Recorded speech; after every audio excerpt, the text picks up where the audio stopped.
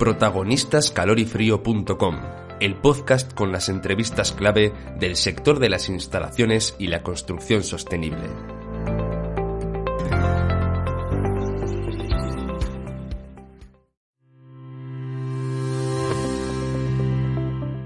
Estamos viendo un momento en el que el ahorro de energía y en concreto del gas es clave. España ha sido uno de los primeros países europeos en aplicar un plan con medidas urgentes para el ahorro energético, destinado en concreto a edificios de alto consumo. Aunque ya durante el último año, con la llegada de los fondos Next Generation, se vienen destinando millones de euros en ayudas para la rehabilitación de edificios, para instalar equipos de autoconsumo o para actualizar sistemas de climatización basados en gas por equipos de aerotermia o de biomasa. El IDAE, Instituto para la Diversificación y el Ahorro de la Energía, está detrás de la gestión de estas ayudas y de estos planes. ¿Qué podemos esperar de este invierno? ¿Están llegando las ayudas a su destino? ¿Qué papel juegan los instaladores en esta transición energética? Lo vemos con nuestro protagonista de hoy.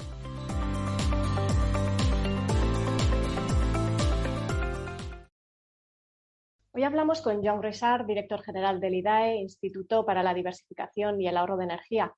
Bienvenido, Joan, a nuestro ciclo Protagonistas de calorifrio.com. ¿Qué tal? Muchas gracias. Bueno, primero, la gran pregunta que yo creo que se repite en estos días muchos ciudadanos, ¿no? ¿Qué grado de dependencia energética tiene España actualmente? ¿Hasta qué punto hay que estar preocupados?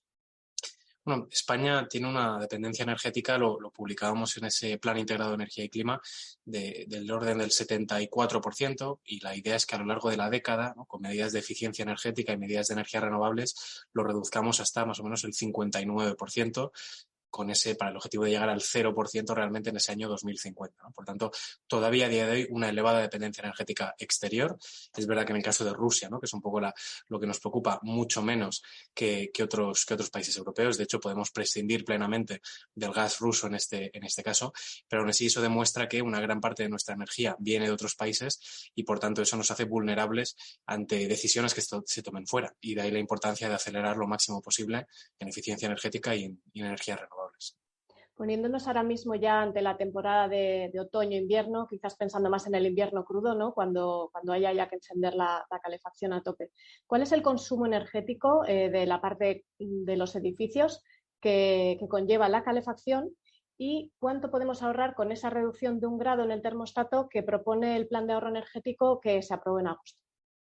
Pues la verdad que, salvo la industria, ¿no?, que es verdad que es uno de los principales consumidores de gas natural, sobre todo, y de electricidad del país, cuando hablamos de edificios, ya sea en casa, ya sea edificios de uso terciario, ¿no?, como pueden ser hoteles, alojamientos o incluso comercios, el principal consumo, o uno de los principales consumos, ¿no?, en cualquier caso, es decir, está en el top 3, es precisamente la climatización, ¿no? De ahí que una de las primeras medidas que se haya adoptado sea una medida tan sencilla como ajustar 1 grado, en este caso, los termostatos, 1 grado en el caso del aire acondicionado ahora en verano, 2 grados en el caso de la calefacción en invierno, y eso, la estimación es que cada grado que se ajusta a la temperatura del termostato suponga un ahorro de en torno al 7%. Por tanto, medidas inmediatas, digamos, que no requieren una inversión, es simplemente ajustar, ¿no?, acostumbrarnos a una temperatura muy ligeramente diferente, que generan unos ahorros de forma muy, muy inmediata.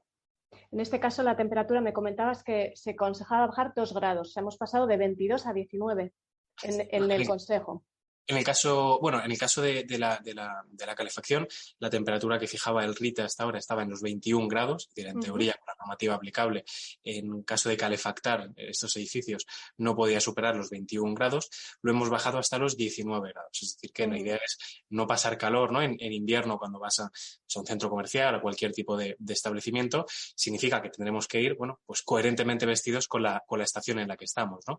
Lo cual también, de hecho, facilita el confort térmico, pues a la hora de entrar en una tienda. Si vamos por la calle, en el caso del invierno, ¿no?, bien abrigados, preparados para la situación, pues la idea es no pasar calor, no agobiarnos cuando entremos en una tienda. Que no es necesario semejante contraste térmico, vamos. Efectivamente, ni sano seguramente, ¿no? Otras medidas que incluye este plan es la inspección de la eficiencia energética de los edificios de autoconsumo, en este caso. Pero ¿se recomienda también a nivel doméstico hacer esta revisión antes de que termine el año? La verdad que siempre tener bien comprobadas las instalaciones, bien inspeccionadas y saber que están funcionando adecuadamente es una garantía doble. Es una garantía de seguridad, por una parte, y es una garantía también de eficiencia energética. O sea, es verdad que el propio RITE, el propio Reglamento de Instalaciones Térmicas, ya prevé, ¿no?, según la potencia de cada tipo de instalación, una frecuencia de inspecciones. Lo que hemos hecho es efectivamente para determinados edificios, ¿no?, a partir de 70 kilovatios de potencia, por tanto aquellos que funcionan, ¿no?, que consumen más energía, una inspección obligatoria si la última no había sido en los últimos 2 años, es decir, incrementar esa frecuencia. En el caso de los hogares no es obligatoria esa inspección adicional, pero siempre es recomendable. Como también lo es, yo diría, ver qué alternativas tenemos, ¿no? A lo mejor nuestra caldera está llegando al fin de su vida útil o convendría empezar a hacer alguna actualización. Tener en cuenta que a día de hoy ya tenemos alternativas. A lo mejor es el momento, pues por ejemplo, ¿no?, de aprovechar alguna de las ayudas que está en marcha y pasar a una caldera de biomasa, o aprovechar para mejorar la solar térmica para agua caliente, o pasarnos, por ejemplo, incluso a una aerotermia que nos suministre esas necesidades de frío o de calor. O sea, plantear pasarnos del gas a la energía renovable que más esté en nuestra mano, ¿no? Efectivamente, y aprovechando ahora mismo, obviamente, que con los fondos europeos, ese famoso plan de recuperación, transformación y resiliencia, hay ayudas muy interesantes para hacer ese cambio. Entre los precios a los que está el gas natural que estamos importando ahora mismo y esas ayudas, en unos pocos años seguramente pueda amortizarse, pueda recuperarse esa inversión, y además tanto instaladores, ¿no?, empresas instaladoras como entidades bancarias seguro que nos pueden ayudar, bueno, uno, a encontrar las mejores alternativas, y dos, incluso a financiar esa actuación para que lo podamos ir pagando con los ahorros que nos genera eso en la factura. Vale. Luego te voy a preguntar un poco para ver si me puedes hacer balance precisamente de estas ayudas que me estás comentando. Pero antes, una cuestión. ¿Crees que son conscientes los ciudadanos de la calificación energética de su vivienda? Primero, de qué significa esta calificación energética, y luego, qué podría suponer el mejorarla, ¿no? Pues, por ejemplo, haciendo un cambio de caldera o una actualización de ventanas, porque se habla mucho, estamos hablando mucho del gas, del consumo, de lo que es el aparato, pero una mejora del aislamiento de una vivienda también puede ser clave para disminuir ese consumo de energía, ¿verdad? Desde luego, yo creo que hay de todo, ¿no? Es verdad que ya hace unos años que obviamente la certificación energética de los edificios, bueno, de hecho es obligatoria, ¿no?, en muchos casos, cuando tiene que haber un contrato nuevo de alquiler o un contrato de compraventa. Es verdad que, por desgracia, en muchos casos nos hemos encontrado que el usuario, el consumidor, lo ve como un papel más, un trámite más que tiene que hacer casi, pues antes de ir al notario, ¿no?, a la hora de firmar una compraventa, o bueno, simplemente es un papel más que aparece que le ofrece la inmobiliaria a la hora de alquilar un piso. Sí que estamos viendo que la certificación energética de los edificios está ocurriendo cada vez más, es decir, el número de certificados registrados va creciendo, pero yo creo que falta esa sensibilización de entender, oye, es que una etiqueta lo más parecida posible a una A, lo más lejos posible de la G, son pues una menor factura energética cada mes, ¿no? De hecho, cuando miramos, alguien toma la decisión, ¿no?, el que puede, de hipotecarse para comprar una casa, o cuando alguien busca un alquiler, se mira obviamente la ubicación, se mira obviamente el coste, se mira obviamente el tipo de interés de la hipoteca, que además es un tema en discusión ahora mismo, pero muy poca gente mira el certificado de eficiencia energética, que puede ser tan importante o más que rascar a lo mejor alguna décima de ese tipo de interés que nos presenta la hipoteca. Sin embargo, estamos acostumbrados a buscar, ¿no?, y comparar en ese tipo de cuestiones, pero no en reparar tanto en la calificación energética, que puede ser importantísimo a la hora del confort térmico, cómo de cómodos vamos a estar en esa vivienda y cuánto dinero nos vamos a gastar climatizándola, claro. Efectivamente, puede suponer un ahorro bastante importante mes a mes. Muy bien. Joan, volviendo un poco al tema de las ayudas, que ya me estabas introduciendo. Desde el IDAE sois los encargados de la gestión, del reparto de los fondos europeos. ¿Podemos hacer ya un balance global de cómo han ido funcionando todas estas ayudas, que yo creo que ha sido durante el último año, sobre todo, bueno, con la llegada de los fondos europeos, donde ha habido este boom, ¿no? Hay un montón de ayudas para los ciudadanos, para las empresas, para pasarse a las renovables. ¿Están llegando a su destino? ¿Se están cumpliendo los objetivos? En definitiva, ¿se está superando un poco la burocracia para acceder a este dinero? Pues yo creo que de nuevo estamos viendo pues señales muy asimétricas, ¿no? En algunos casos yo creo que las ayudas están funcionando muy, muy bien, sobre todo si pensamos en el autoconsumo. Yo creo que la parte de generación renovable eléctrica ha habido un clic social, ¿no?, que ha permitido dar el salto, y la gente asocia que hay ayudas, asocia que la factura está cara y asocia que con el autoconsumo puede ahorrar, además, ¿no?, de reducir emisiones. yo creo que estamos todavía pendientes, entre todos tenemos que conseguir que ese mismo cambio mental lo podamos hacer con la climatización. Hay ayudas a día de hoy, como sabéis, para aerotermia, o geotermia incluso, para biomasa, para solar térmica, tanto en casa, en hogares para climatizar, como en las empresas, incluso en procesos industriales, ¿no? Procesos térmicos. Y sin embargo, tanto las viviendas como las empresas todavía no terminan de saber o de entender o de terminar de creerse que pueden suministrar todas sus necesidades de calor y de frío con energías renovables. Y eso lo estamos viendo en las ayudas, ¿no? Está habiendo interés, por supuesto, cientos y cientos, miles y miles, de hecho, de peticiones, pero es verdad que no se está multiplicando tanto como lo han hecho otros ámbitos donde sí lo hemos conseguido. Por tanto, yo creo que aquí tenemos un trabajo importante, las administraciones, pero yo creo que también todo el sector, ¿no? Al final, colectivo tanto de distribuidores, instaladores, vendedores, clientes también, usuarios finales, para acabar de acostumbrarnos, ¿no? Acabar de saber que sí, a día de hoy la climatización renovable es una alternativa, probablemente en muchos casos es la alternativa más barata, más viable y además, como decía antes, ¿no? Ahora mismo hay ayudas para ello, o sea que aprovechémoslo. Quizá todavía falta ese conocimiento, ¿no? de salir de la caldera de gas, ¿no? Que hasta ahora ha sido una solución muy eficiente, pues al final ocupa poco espacio en las viviendas, pero falta hacer, como tú comentas, ese clic bueno, que la gente se informe, ¿no? sobre otro tipo de energías más renovables. Me has comentado, te iba a preguntar qué plan de ayudas está siendo precisamente más demandado. El autoconsumo, sin duda, ¿no? ¿Se está demandando más ayudas para la rehabilitación integral de edificios? Lo que es fachada, ¿no? Sí, lo que te comentaba antes, mejorar el aislamiento del edificio para ahorrar consumo. También estamos viendo, porque además en la cuestión de rehabilitación energética un poco más integral, las ayudas son múltiples, ¿no? Tenemos ayudas para la rehabilitación energética de edificios, hay desgravaciones fiscales a día de hoy, es decir, en el IRPF, en la declaración de la renta, nos podemos desgravar una parte de lo que dediquemos a rehabilitar nuestro edificio. El grueso de esas actuaciones las lideran los compañeros del antiguo Ministerio de Fomento, ¿no? El Ministerio de Transporte, Movilidad y Agenda Urbana, y nosotros desde el IDAE estamos liderando sobre todo actuaciones en municipios pequeños, es decir, actuaciones en municipios de menos de 5.000 habitantes, municipios de esa España rural, ¿no? Donde queremos reactivar la economía, queremos fijar población.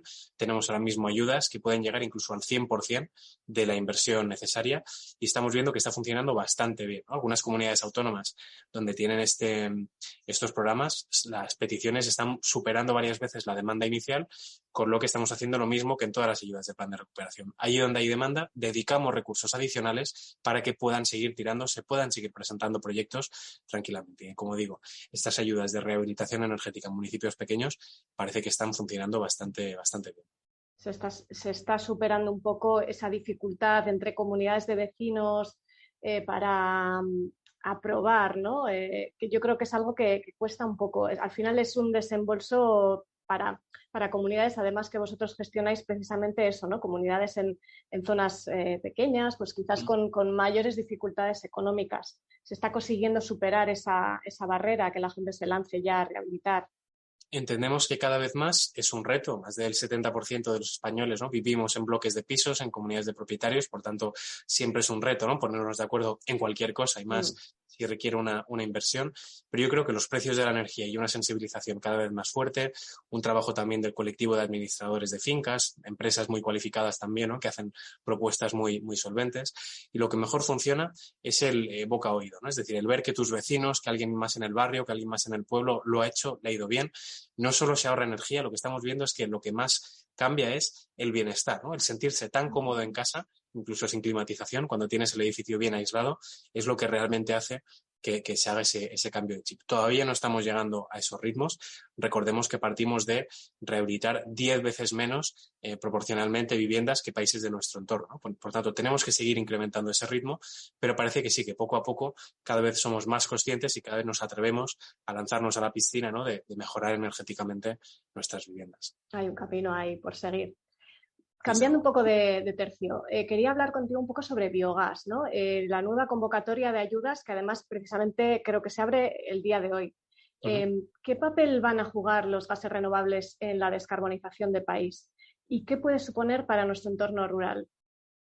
Pues yo creo que es imprescindible, ¿no? Hay muchísimos consumos que podemos electrificar directamente y en el mix eléctrico, ¿no? Una parte importante y en crecimiento es ya renovable, por tanto la electrificación conlleva también una descarbonización, pero hay muchísimos usos donde o no es conveniente o no tiene sentido o no es eficiente electrificar. Hablamos de algunos usos de transporte, sobre todo transporte más pesado, hablamos de temperaturas más altas, ¿no? Determinados procesos industriales o en otros ámbitos donde lo que tiene sentido es a lo mejor utilizar directamente un gas renovable que pueda sustituir, pueda evitar, por ejemplo, el uso de gas natural. Y aquí es donde entendemos que entra tanto el biogás como el hidrógeno renovable.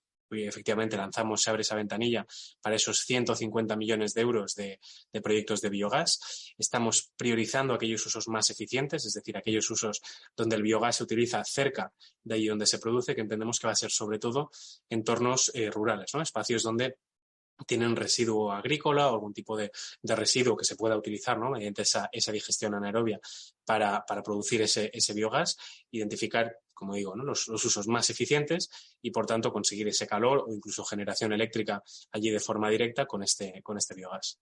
Ahora mismo es una industria que está un poquito en despegue en nuestro país, ¿no? Entiendo, o sea, se están haciendo los cimientos de un sector que imagino que en nuestro país hasta dónde podría llegar.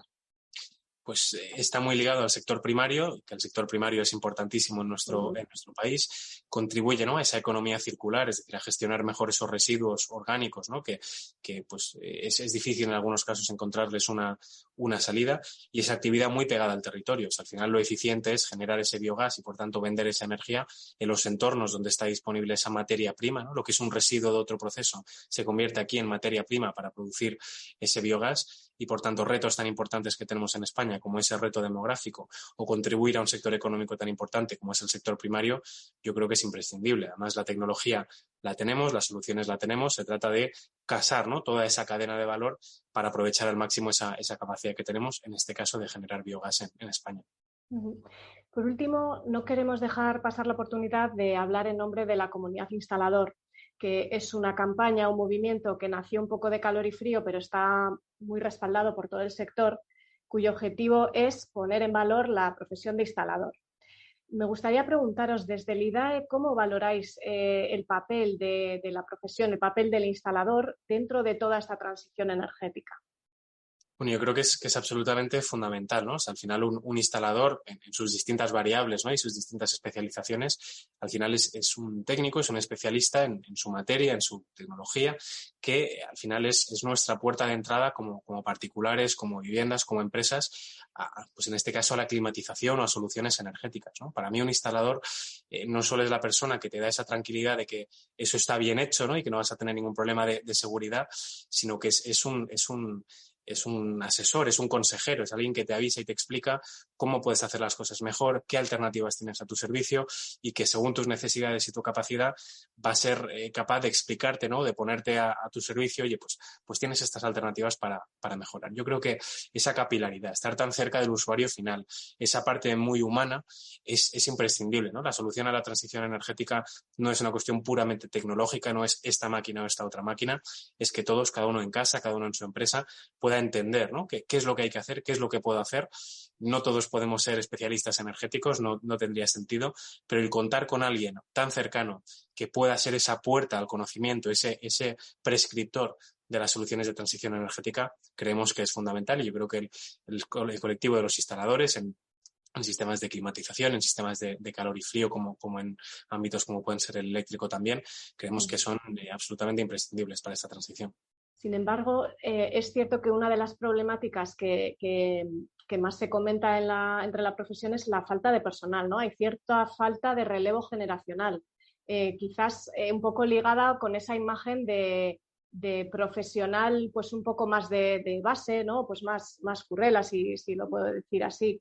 ¿Creéis que puede ser un problema para hacer realidad todos los planes? Porque, claro, hay mucho objetivo, ¿no? de actualizar muchas instalaciones, quizás no haya tanto personal especializado justo para llevar a cabo este plan de transición energética. Yo creo que es otro reto importantísimo que además tenemos. Para mí no es un reto del sector, ¿no? Para mí es un reto de la sociedad. por desgracia, en España históricamente, ¿no? O en algunos segmentos a lo mejor de la población, afortunadamente no todos, por desgracia, ¿no? Formaciones o trabajos más vocacionales, ligados, por ejemplo, a la formación profesional, se han visto de alguna forma denostados, ¿no? Parecía que es que el que no vale para según qué, pues acabas haciendo formación profesional, cuando lo que yo he visto en mi experiencia, nada más alejado de la realidad, ¿no? Mucha gente, los que más entienden seguramente la realidad, ¿no? De cómo funcionan sistemas de climatización, la realidad de hacer efectiva esa transición energética, pues en el colectivo de instaladores, por ejemplo, ¿no? Gente que trabaja directamente con las instalaciones, he aprendido mucho más y seguramente tiene una diagnosis mucho más acertada que otros, ¿no? Que trabajan en ámbitos más teóricos o más académicos. Es verdad que tuvimos, ¿no? Pasamos en España por un boom, una burbuja que luego pinchó de la construcción. Es posible que haya, ¿no? No recuerde o a las generaciones más jóvenes tal vez puedan asociar aquello con aquel sector de la construcción en aquellos momentos, ¿no? De un pico en un momento concreto. Uh-huh. Lo que tenemos que ser capaces de hacer como sociedad es explicar que las salidas, ¿no? Que la formación profesional es valiosísima, que las salidas profesionales son muy estructurales. Tenemos todo nuestro parque de viviendas pendiente realmente de una gran actualización energética. Las instalaciones térmicas en este caso, pero también las eléctricas, están pues en prácticamente todos los edificios. Todas ellas van a necesitar un buen mantenimiento, un buen asesoramiento. Es decir, cuando hablamos del empleo, cuando hablamos del empleo en la instalación, en el mundo de las instalaciones, hablamos de empleo de calidad, hablamos de empleo sostenido en el tiempo, hablamos de empleo donde ves directamente el impacto sobre familias, sobre empresas. Es decir, es muy fácil ver cómo estás mejorando la realidad de alguien, y lo que tenemos que ser capaces es que las generaciones más jóvenes y las empresas, entre todos, ¿no? Hagamos ver que esto es atractivo, que esto tiene mucho sentido, que es un empleo muy digno y que es un empleo que da respuesta a los grandes retos de país, ¿no? Y asegurar que los jóvenes quieran formarse, quieran buscar, ¿no? una trayectoria en ese ámbito, y que las empresas, por supuesto, pues también pongan en valor esas trayectorias, pongan en valor esos conocimientos, y casemos al final una cosa con la otra. Además, precisamente este año que se ha aprobado esta nueva ley de la FP dual, quizás sirva un poco de empujón, ¿verdad? Para animar a muchos jóvenes que no se deciden pues a apostar por esta profesión. Entiendo que sí, visibilizar, ¿no? Esa relación tan cercana entre la formación y las necesidades del mercado, esa formación ligada, ¿no? A las necesidades reales que se van a tener, y esa compaginar, ¿no? La formación con el trabajo, entender que no estás sacrificando, no estás posponiendo un futuro profesional por formarte, sino todo lo contrario. El formarte es lo que te mete de lleno en esa trayectoria profesional. Yo creo que es una muy buena señal. Yo sé que los compañeros del Ministerio de Educación y Formación Profesional han estado haciendo un trabajazo con esa nueva normativa, ¿no? Con esa redignificación a lo mejor de la formación profesional, que yo creo que es imprescindible. O sea, que esperemos que sí, ¿no? Que eso lo veamos con un cambio de números, con un cambio de paradigma, y podamos como país contar con los profesionales formados que necesitamos realmente para hacer esta transición. Pues Joan, ya para terminar y no quitarte más tiempo, me gustaría preguntarte cómo veis, quizás sacar un poquito la bola de cristal, ¿no? ¿Cómo veis esta temporada de invierno? ¿Qué auguráis desde el IDAE? Es verdad que yo creo que la incertidumbre es lo que lo marca todo, ¿no? Y por desgracia, ahora mismo, en este momento que estamos teniendo esta conversación, pero como todo cambia a las horas y los días, ¿no? Pero está interrumpido, por ejemplo, una parte importante del suministro de gas a Europa, teóricamente de forma temporal, según a quien leas, pero puede ser un invierno muy duro. Puede ser un invierno muy duro a nivel europeo, desde luego. Nuestros socios del norte y centro de Europa, que son mucho más dependientes del gas ruso, están altamente preocupados a ver cómo las reservas de gas en invierno pueden hacerles superar, ¿no? esta temporada. En España, como sabéis, tenemos muchísima más disponibilidad, muchísima más capacidad de abastecernos de otras formas, pero tendremos que ser capaces de ahorrar entre todos, tendremos que ser capaces de reducir consumo, y yo espero que esto, ¿no? Lo que no hemos conseguido con décadas de normativa energética, con años y años de sensibilización y de comentarlo, con precios, ¿no? disparados como estos, seamos capaces todos de entender que la situación es muy dura, que esto va de dependencia energética, también va de crisis climática, como ya sabíamos, esto va del día a día, de poder llegar a final de mes, y que seamos capaces, ¿no? de implementar esas medidas las más sencillas posibles, que con cambios muy sencillos en casa y en las empresas podemos ahorrar mucho. Yo creo que ese debate que se ha generado es muy positivo para que todos entendamos, ¿no? Esto no es una cosa de geopolítica que debate no sé quién, no sé dónde. Esto me afecta en mi día a día, y con unos cambios muy sencillos soy capaz de contribuir y de ahorrarme también en mi factura energética. Cambiar un poco el clic, ¿no? El chip entre todos. Pues muchísimas gracias, Joan Groisart, por dedicarnos este rato y esta charla sobre energía, sobre ahorro, sobre estos temas que, como bien has dicho, nos preocupan a todos, usuarios, profesionales, a ciudadanos en general para este próximo invierno. Y hasta aquí el podcast Protagonistas de calorifrio.com. Ya sabéis, para más información visitad www.calorifrio.com y allí encontraréis todas las novedades e información interesante sobre el sector de las instalaciones y la construcción sostenible. Muchas gracias por vuestra atención y hasta pronto.